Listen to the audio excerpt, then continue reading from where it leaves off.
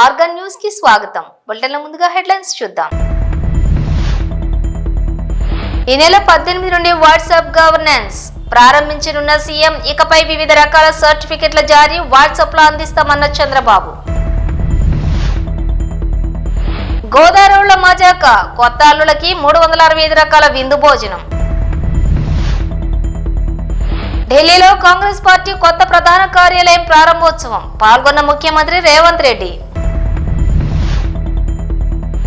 Telangana high court ప్రధాన న్యాయమూర్తిగా justice Sujoy Paul ఉత్తర్వులు జారీ చేసిన కేంద్ర ప్రభుత్వం. నెల 18 నుండి వాట్సాప్ గవర్నెన్స్ ప్రారంభించనున్నట్లుగా సీఎం చంద్రబాబు ప్రకటించారు. వివిధ రకాల సర్టిఫికెట్ల కోసం ప్రజలు ఇబ్బంది పడకుండా DOB, date of birth, caste, nativity, ఆడంగల్ వంటి 150 ధ్రువపత్రాలను వాట్సాప్ లో అందిస్తామని తెలిపారు. రానున్న రోజుల్లో మరిన్ని సర్వీసులను అందిస్తామని, ఈ విధానంతో ప్రజలెవరూ కూడా గవర్నమెంట్ ఆఫీసుల చుట్టూ తిరగాల్సిన అవసరం ఉండదని పేర్కొన్నారు. రైస్ కార్డ్స్ ఒక 41 మందికి లేవన్నారు, అవి కూడా ఇచ్చేయమంటాను. ఆధార్ కార్డ్స్, ఆధార్ అథెంటికేషన్ 61 మంది చేయలేదన్నారు, అది కూడా చేయమంటాను. భవిష్యత్తులో ఈ నేటివిటీ, డేట్ ఆఫ్ బర్త్, లేకుంటే డెత్ సర్టిఫికేట్, అడంగల్ ఇవన్నీ ఉన్నాయి. రేపు 18 నేను ఓపెన్ చేస్తున్నాను. ఒక వాట్సాప్ గవర్నెన్స్ పెడుతున్నా. మీరు ఏ పని ఉన్నా మీరు ఒక లెటర్ పెట్టేస్తే మీకు కావాల్సిన సర్టిఫికేట్ ఆటోమేటిక్ గా మీకు వచ్చేట్టుగా యాక్సెస్ ఇచ్చేస్తాం. మీరు ఏ ఆఫీసుకు పోయే పని లేదు. టు స్టార్ట్ విత్ 150 సర్వీసులు ఇస్తాం. ఆ తర్వాత సర్వీసులు పెంచుకుంటా పోతాం. ఫైనల్ గా ఎక్కడ ఆఫీసుకు పోయే పని లేకుండా మీరు చేస్తా ఉంటే టెక్నాలజీలో నేను దాన్ని కరెక్ట్ చేసుకుని ఆర్టిఫిషియల్ ఇంటెలిజెన్స్ ఒకవేళ రేపు రాబోయే రోజు అది కూడా చేస్తున్నా, వర్కౌట్ చేస్తున్నా, కొంచెం టైం పడుతుంది. మీరు రాయలేకపోతే మాటల్లో చెప్పినా మీ మాటల్ని కరెక్ట్ చేసి ఆర్టిఫిషియల్ ఇంటెలిజెన్స్ ఏ సమస్య దాన్ని కూడా రికార్డ్ చేసి డిపార్ట్మెంట్ కి చెప్పి ఆ పని చేసి మళ్ళా మీకు వాయిస్ లో కావాలంటే వాయిస్, అదర్వైజ్ టెక్స్ట్ లో కావాలి టెక్స్ట్, లేకపోతే సర్టిఫికేట్ కావాలంటే సర్టిఫికేట్ ఇచ్చే పరిస్థితి వస్తుంది. అంటే కామన్ మ్యాన్ కూడా టెక్నాలజీ పర్ఫెక్ట్ గా ఉపయోగించుకోవడానికి శ్రీకారం చుడతాం. ఎక్కడ ఇబ్బంది లేకుండా మీకు సెల్ ఫోన్ ఒక ఆయుధంగా పనిచేస్తుంది, మీరు గుర్తుపెట్టుకోవాలి. ఆతిథ్యం పేరు వినగానే గోదావరిళ్లే గుర్తుకు వస్తారు. తమ ఇంటికి వచ్చే కొత్త అల్లుళ్లు గుర్తుండిపోయేలా విభిన్న వంటకాలతో వారిని ఉక్కిరి బిక్కిరి చేస్తారనడంలో ఎటువంటి సందేహం లేదు. అలాంటిదే మచ్చుకు మరొకటి. పశ్చిమ గోదావరి జిల్లా భీమవరంలోని నందమూరి గరువుకు చెందిన ఆకుల శ్రీనివాస్, ఆయన సోదరుడు సంక్రాంతి పండుగకు వచ్చిన అల్లుళ్లకు 365 రకాల వంటకాలతో విందు ఏర్పాటు చేశారు.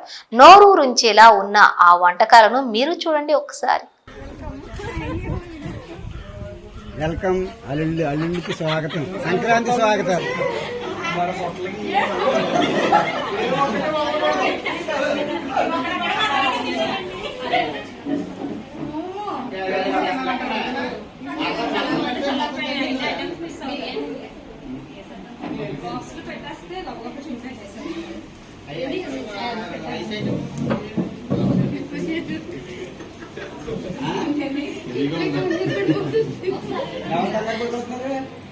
అల్లుడు గారా మా ఇంటిగా స్థాపనగా ఉంటారు. అల్లుడికి కంగారు పడతారు, కూతుర్లకి కంగారు పడతారు. మెగా ఫ్యామిలీ, మెగా సంక్రాంతి ఇక్కడ మాత్రం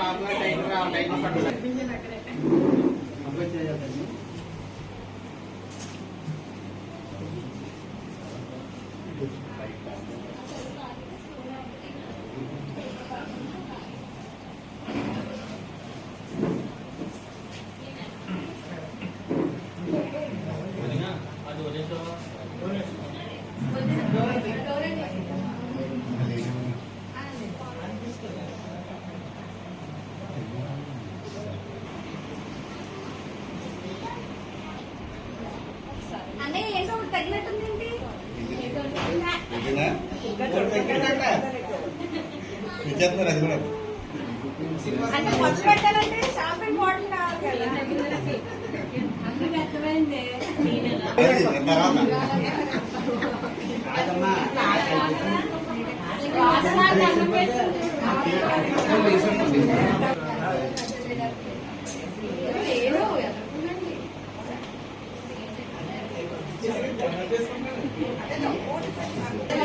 ఇటు నమస్కారం. ఇటు తీసుకెళ్ళాలి.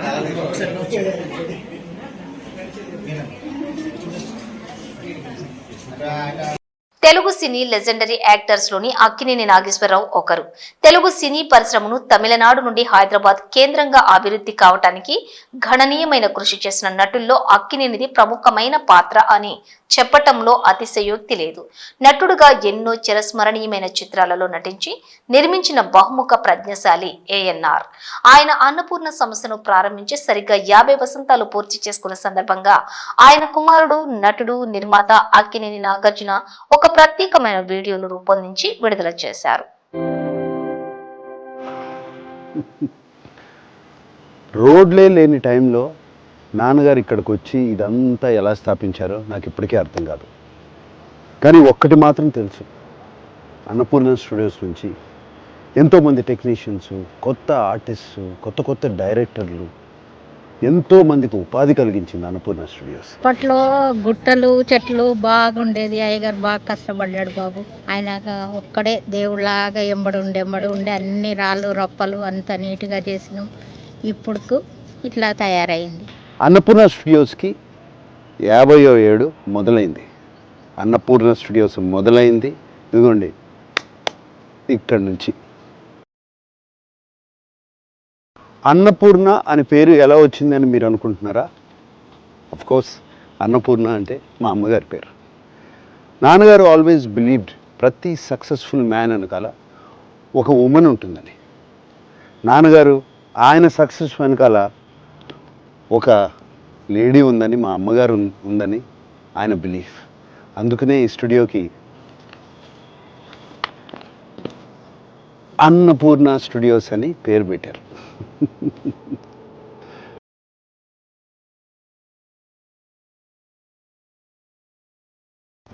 అన్నపూర్ణ స్టూడియోస్కి వచ్చినప్పుడల్లా అమ్మగారు నాన్నగారు ఇక్కడే ఉన్నట్టు అనిపిస్తుంది. అన్నపూర్ణ స్టూడియోస్లో ప్రతి ప్లేసు వాళ్ళ ఫేవరెట్ ప్లేస్.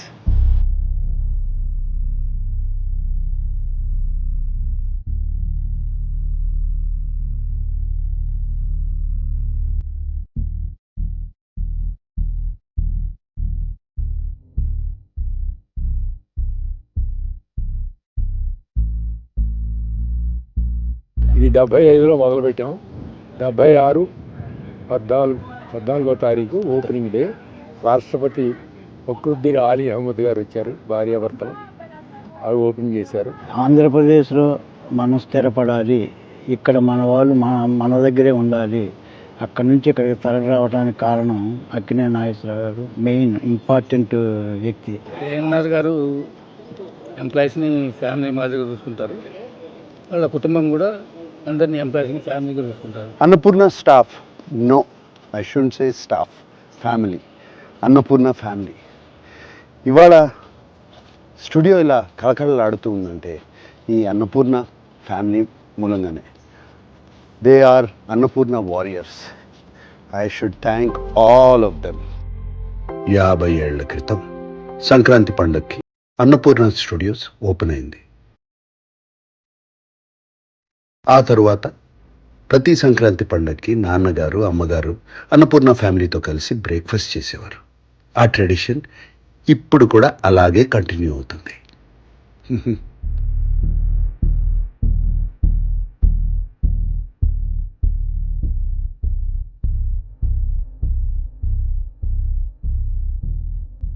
నా లైఫ్లో నాన్నగారు ఒక పెద్ద ఇన్స్పిరేషన్. నాకే కాదు, మా పిల్లలకు కూడా. మా ఫ్యామిలీ ఒక్కరికే కాదు, నేను బయట చాలామందిని కలిసినప్పుడు నాన్నగారి గురించి ఎంతో పాజిటివ్గా మాట్లాడతారు. ఆయన లైఫ్ ఒక పెద్ద ఇన్స్పిరేషన్ అంటూ ఉంటారు. చాలా హ్యాపీగా ఫీల్ అవుతాం. అరే చూస్తూ చూడండి నాన్నగారి దగ్గరికి వచ్చాం. ఆయన బ్లెస్సింగ్స్ తీసుకుందాం రండి.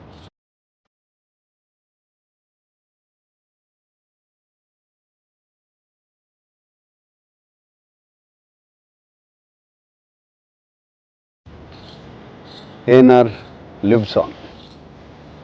మకర జ్యోతి సందర్భంగా శ్రీకాళహస్తిలోని 16 కాళ్ల మండపంలోని అయ్యప్ప స్వామికి వైభవంగా అభిషేకం నిర్వహించారు. అయ్యప్ప స్వామికి వారికి పలు రకాల పుష్పాలతో అలంకరించి విశేష పూజలు నిర్వహించారు.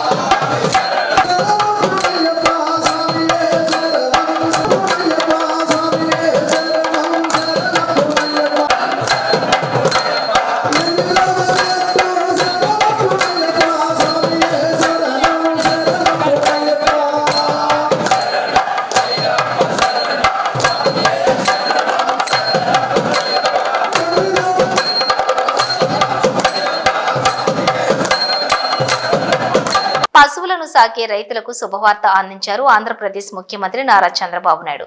పశువుల కొరకు రైతులకు షెడ్లను మంజూరు చేస్తామని, అలాగే పచ్చగడ్డి లభ్యత ఉండేలా గడ్డికి లోటు లేకుండా చూస్తామన్నారు. అవసరమైతే సొసైటీ ద్వారా గ్రాస్ కటింగ్ మిషన్ పెట్టి గడ్డిని కట్ చేసే ఏర్పాటు చేస్తామని, నేరుగా పశుశాల వద్దని ఈ కటింగ్ చేసేలా ఏర్పాట్లు చేస్తామని తెలిపారు నారా చంద్రబాబు. పశువులు ఉండే వాళ్ళందరికీ క్యాటిల్ షెడ్లు ఇస్తాం. దానివల్ల ఈల్డ్ పెరుగుతుంది, మన పశువులన్నీ ఆరోగ్యంగా ఉంటాయి. దానికి కూడా శ్రీకారం చుడుతున్నాం. ఎంతమంది ఉంటే అంతమందికి రాబోయే రోజులు ఇస్తాం. కొత్తగా వస్తే మళ్లీ ఇస్తాం. ఫాడర్ డెవలప్మెంట్ కూడా చేస్తాం. గడ్డి కూడా డెవలప్మెంట్ చేసి కాస్ట్ ఎఫెక్టివ్ గా, ఇప్పుడు ఒకసారి రైతే పోయి కట్ చేసుకోవాలంటే ఇబ్బంది ఉంటుంది. అవసరమైతే ఒక సొసైటీ మరి పెట్టి ఒక వ్యక్తిని పెట్టేస్తే కట్ చేయడం, కటింగ్ మిషన్ పెట్టి చాపర్ పెట్టి పీసెస్ చేయడం, నేరుగా ఇంటి దగ్గరనే వాళ్ళ క్యాటిల్ షెడ్ దగ్గరనే డెలివరీ చేసే పరిస్థితి వస్తుంది.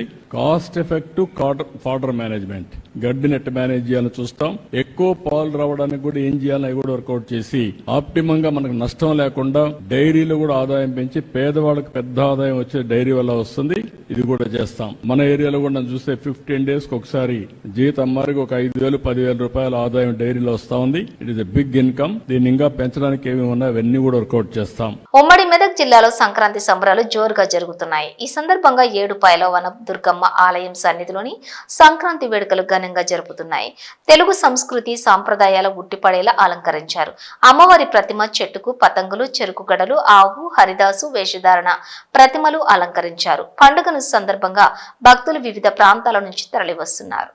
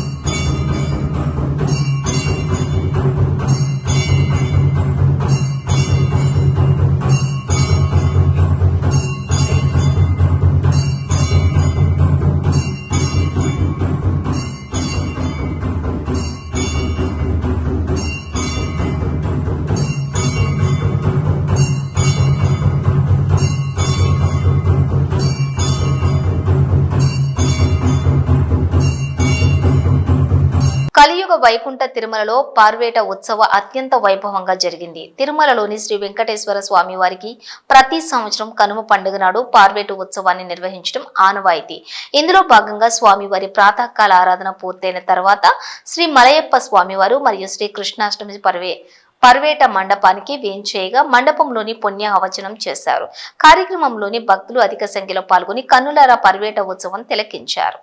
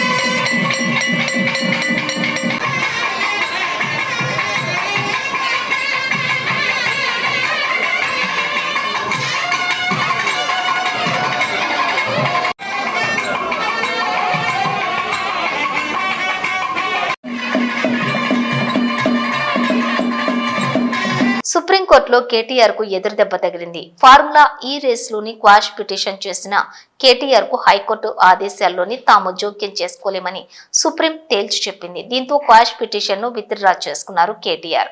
ఫార్ములా ఈ రేస్ కేసులో A1 గా ఉన్న కేటీఆర్ రేపు ఈడీ ముందు హాజరు కావాల్సి ఉంది. మహారాష్ట్రలోని ముంబై డాక్ యార్డ్ లో జరిగిన భారత నావికాదళ కార్యక్రమంలో ప్రధానమంత్రి నరేంద్ర మోదీ పాల్గొన్నారు.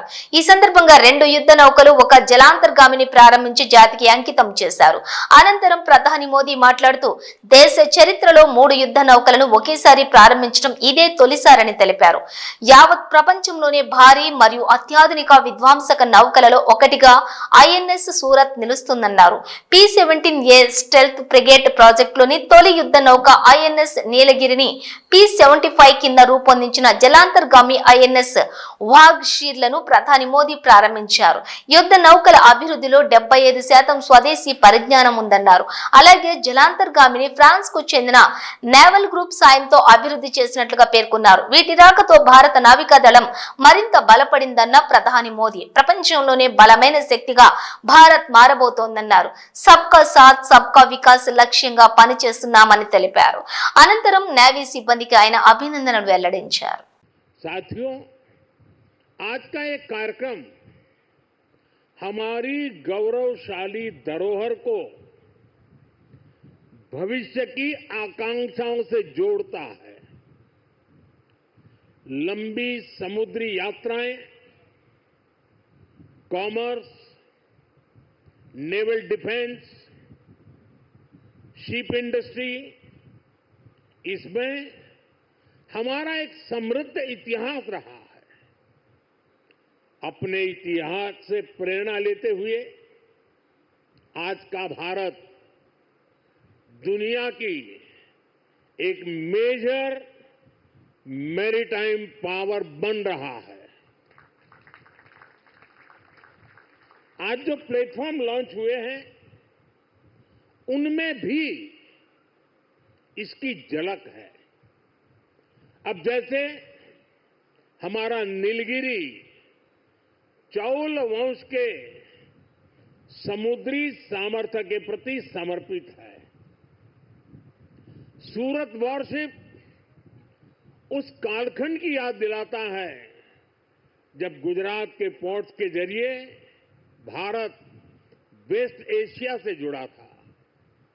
इन दिनों ये दोनों शिप्स, इसके साथ आज बागशीर सबमरीन की कमीशनिंग भी हो रही है. कुछ वर्ष पूर्व मुझे P-75 क्लास की पहली सबमरीन कलवरी की कमीशनिंग में शामिल होने का अवसर मिला था. आज मुझे इस क्लास की 6वीं सबमरीन बागशीर को कमीशन करने का सौभाग्य मिला है. ये नए फ्रंटियर प्लेटफॉर्म भारत की सुरक्षा और प्रगति दोनों को नया सामर्थ्य देंगे. బులెటిన్ ముగించే ముందు హెడ్లైన్స్ మరోసారి. ఇవి బులెటిన్ విశేషాలు. మరో బులెటిన్తో మళ్ళీ కలుద్దాం. చూస్తూనే ఉండండి న్యూస్.